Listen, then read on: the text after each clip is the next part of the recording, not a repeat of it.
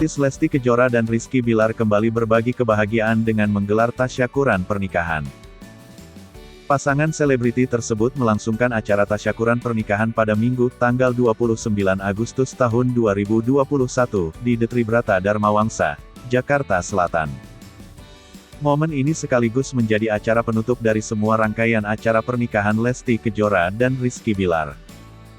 Lesti Kejora pun turut mengucap rasa syukur kepada Allah SWT atas kelancaran pernikahannya dengan pria yang akrab disapa Bilar itu. Melalui Instagram pribadinya @LestiKejora, Lesti juga mengunggah foto mesra bareng sang suami. Pelantun lagu, Tirani, ini terlihat tersenyum bahagia saat didekap oleh Rizky Bilar seraya memegang pisau untuk memotong kue pernikahan mereka. Alhamdulillah. Masya Allah, terima kasih ya Allah atas semua kelancaran, keberkahan yang luar biasa, tulis Lesti Kejora. Di akhir keterangan, Lesti berharap dirinya dan Rizky Bilar selalu mendapatkan perlindungan dari Allah SWT. Semoga saya dan suami selalu dalam lindunganmu, amin, tulisnya.